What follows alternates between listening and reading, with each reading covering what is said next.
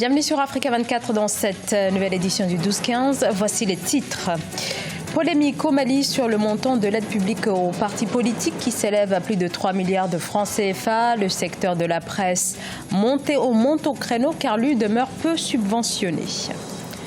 Le Tchad ferme ses frontières avec la Libye, la Centrafrique et le Soudan. De nouvelles dispositions suite aux affrontements entre cultivateurs et éleveurs qui ont fait plus de 50 morts depuis le 9 août.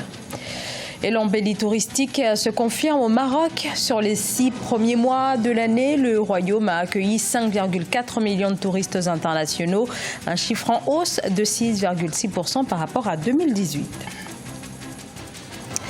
Mais tout d'abord, l'ouverture du procès de Maurice Kamto fixé au 6 septembre, décision du tribunal militaire de Yaoundé. L'opposant camerounais qui encourt plusieurs années de prison sera jugé pour insurrection et hostilité contre la patrie.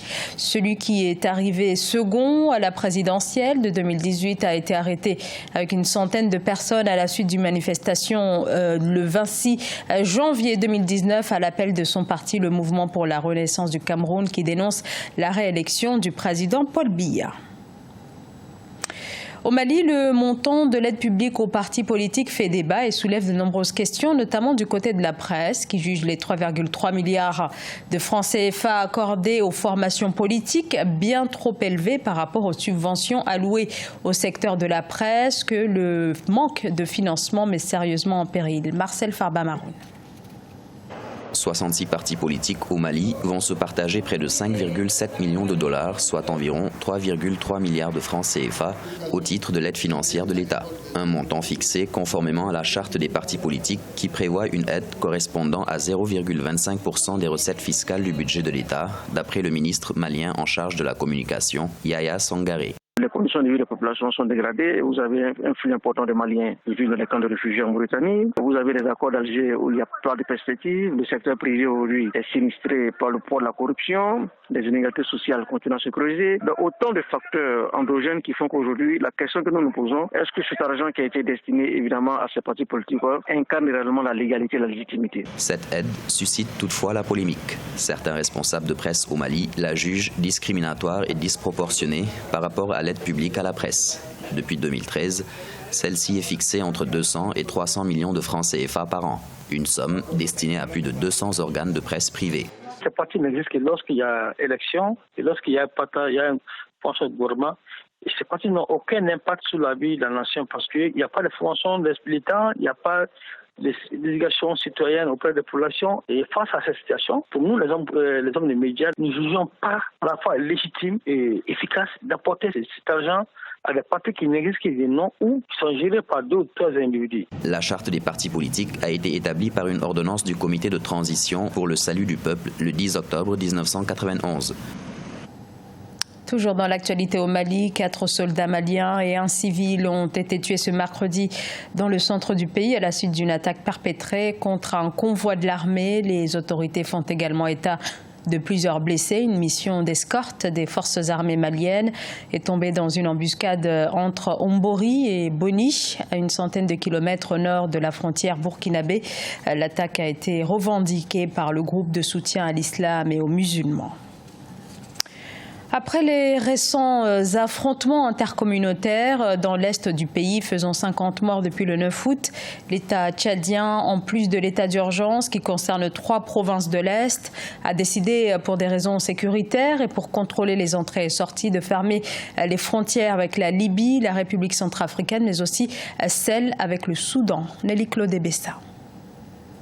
L'état d'urgence a été déclaré au Tchad pour 3 mois dans les provinces du Sila et du Ouidaï, dans l'est du pays. Le président de la République, Idriss Déby Itno, a également ordonné la fermeture des frontières, notamment celle avec le Soudan, afin de faire face au trafic d'armes à feu. Des décisions faisant suite à la situation sécuritaire de plus en plus dégradante dans cette zone du pays. Cette mesure qui est dictée par les circonstances sécuritaires pour pouvoir donner beaucoup plus de pouvoir aux autorités en charge de la sécurité et de l'administration du territoire pour prioriser la paix et la sécurité. Le chef de l'État, qui a réclamé le désarmement des civils, a attribué la principale cause de ce conflit intercommunautaire au désordre qui dégénère au Soudan, soulignant l'afflux d'armes venues des pays frontaliers. Ces derniers temps, les conflits intercommunautaires sont devenus récurrents. Les autorités des deux pays avaient pris depuis quelques années la décision de mettre en place une brigade mixte Tchad-Soudan. Il ne devait pas y avoir d'impact dans les relations diplomatiques entre le Tchad et le Soudan. À l'origine de ces éruptions de violence, des affrontements armés entre cultivateurs et éleveurs ayant fait plus de 50 victimes depuis le 9 août. Il y a quelques mois, un déploiement de plusieurs troupes dans les provinces de la zone est du pays visant à rétablir la sécurité avait été annoncé.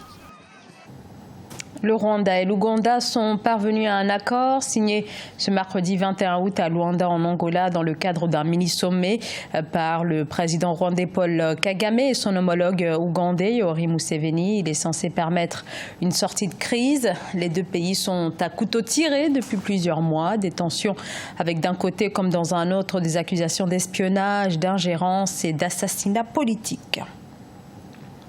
L'objectif marocain d'accueillir 20 millions de touristes d'ici à 2020 va-t-il pouvoir être atteint? Impossible encore de le savoir, mais même si tout indique que cela sera difficile, ce qui est certain, c'est que le secteur se porte bien avec 5,4 millions de touristes au cours des 6 derniers mois, ce qui représente une hausse de plus de 6% par rapport à la même période l'an dernier. Kamesh Katapouli.